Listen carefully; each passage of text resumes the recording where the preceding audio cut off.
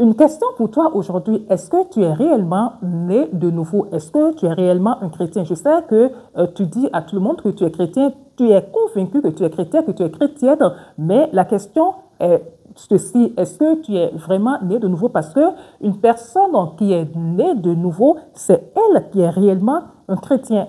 Ce mot est venu pourquoi? Parce que après le départ de Christ, on a observé certaines personnes qui avaient le caractère de Jésus. Donc, les gens se sont dit, mais il se comporte comme de petits Christ, d'où le mot chrétien. Aujourd'hui, on est chrétien sans avoir les caractères de Jésus. J'aimerais qu'on en parle dans la méditation du jour. Bonjour à vous et bienvenue sur votre instant quotidien de méditation biblique. Alors, qu'est-ce que les gens appellent chrétien? Comment est-ce que beaucoup définissent la chrétienté? Tu poses une question à un enfant ou bien à un jeune ou un adulte, il te dira, voilà, moi, tous les dimanches, je suis à l'église, je ne manque jamais les réunions, je suis confirmé, j'ai reçu le baptême, la communion, la confirmation, etc., etc. D'autres te diront, oui, mais attends, mes parents ont toujours été chrétiens. Je suis né d'un père et d'une mère chrétiens, catholiques. Donc, je suis catholique ou je sais quoi, que ce soit évangélique ou catholique. Donc, d'office, je suis chrétien. Non, ce n'est pas ça qui fait de quelqu'un un chrétien. Non, le chrétien, hein, c'est quelqu'un qui se comporte, comme j'ai dit tantôt, comme Christ. C'est quelqu'un qui a les caractères de Jésus.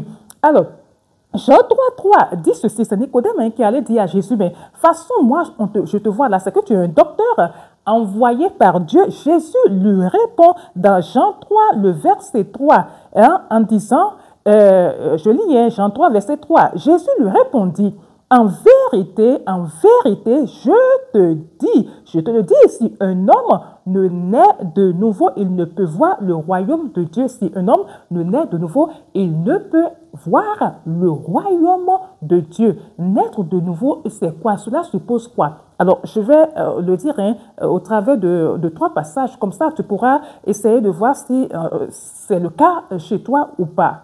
Alors, la nouvelle naissance, c'est le Saint-Esprit qui l'opère en soi. Ça part déjà de notre propre volonté, d'accord? C'est déjà écouter la bonne nouvelle, c'est déjà écouter l'évangile, savoir que Christ, reconnaître que Christ est venu pour donner sa vie pour nous. Il a tant aimé le monde, Jean 3,16, hein, qu'il a donné son Fils unique, c'est Dieu ça, afin que quiconque croit en lui ait la vie éternelle. Est-ce que tu le reconnais? Déjà, c'est reconnaître, son état de péché, reconnaître que si Jésus est venu, c'est pour nous sauver de notre état de péché. Ça fait un. Et de deux, c'est déjà le recevoir comme Seigneur et Sauveur, Maître, Seigneur et Sauveur. Il y en a qui reconnaissent que Jésus, d'accord, est venu pour ça, mais ils ne veulent pas le recevoir. En 2 et en 3, déjà, c'est expérimenter la transformation intérieure. Et cette transformation intérieure se fait par le Saint-Esprit. Donc, l'action de la nouvelle naissance part de sa propre volonté, d'accord, en ouvrant son cœur à la parole de Dieu. Je me tiens à la porte de ton cœur et je frappe. Jésus dit, si quelqu'un m'ouvre la porte, je viendrai, j'entrerai chez lui. D'autres ferment leur cœur et ne veulent pas écouter, d'accord? Donc, ouvrez son cœur, écoutez la parole et laissez le Saint-Esprit opérer une transformation en soi. Donc, concrètement, si tu es vraiment né de nouveau, si tu as vraiment reçu le Seigneur, cela suppose que tu as un passé et un présent. C'est pour ça que du côté des évangélistes, il y a un temps. On peut amener l'enfant peut fréquenter, d'accord, peut aller à l'église pendant 20, 30, 40 ans, d'accord. On le laisse. C'est le jour où l'enfant reçoit Christ qu'on se dit vraiment qu'il est chrétien. Je ne sais pas, c'est une réalité qu'on sait, mais c'est vrai que bon, beaucoup ferment les yeux sur ça. Quand tu observes quelqu'un, quand la personne est née de nouveau, tu peux le savoir. Alors, lorsque je te dis qu'il faut avoir un passé et un présent, c'est ceci. Je prends mon exemple, d'accord? Chacun a eu un passé et un présent.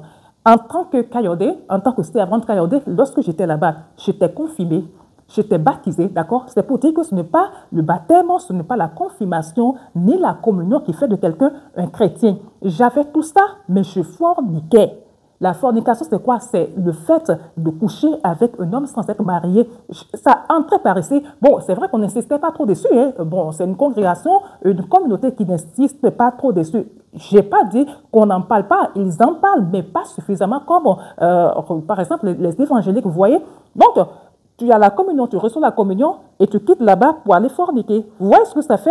OK, parce qu'on te dit qu'il y a un temps de confession où tu peux venir dire tes fautes et on te dira ce qu'il faut faire et tu seras pardonné. Comme ça, on va et après, on retombe dedans et après, ainsi de suite, ainsi de suite. Non, quand on est réellement né de nouveau, quand on reçoit Christ et qu'il y a cette transformation qui s'opère en soi, on a le dédain pour le péché. Vous savez, on déteste le péché. Moi qui étais deuxième bureau d'un homme pendant des années, quand j'ai reçu le Seigneur, quand j'ai vu que j'étais dans quelque chose qui n'était pas bien, que la Bible refuse, je savais. Mais je savais cela, j'entendais sans entendre en fait, on le savait. Et on se moquait même des personnes qui se disaient même en fait que c'est pas bien de ne pas tenir des rapports sexuels. Avant le mariage, on se moquait royalement de ces gens de passer. Toute ma chorale se moquait. Il y avait une fille qui était différente. Elle tenait à ça, d'accord? Mais on se moquait, on voyait qu'elle est une personne bizarre, quoi, alors qu'elle était dans la vérité. Vous voyez, donc, j'étais dedans. Ceci et cela, j'étais là, peinard. Mais quand le Seigneur est venu, tant que j'ai ouvert mon cœur pour écouter, pour accepter cela, je me suis retrouvé dans la boue. Le péché dans lequel j'étais ne m'agréait plus, en fait. Je ne voulais plus de ça. J'ai laissé tomber toutes ces mauvaises choses dans lesquelles j'étais. Donc, quand on dit une personne est née de nouveau, c'est qu'elle a un passé et un présent. Maintenant, toi, comment peux-tu dire que tu es né de nouveau, que tu es chrétien, alors que dans ta Bible, là, quand les 10 commandements, là, on lit ça. Oui, même étant catholique, on lit ça. Tu ne commettras point d'adultère, n'est-ce pas? Tu ne mentiras point, d'accord? Tu ne voleras point. Pourquoi est-ce que tu voles?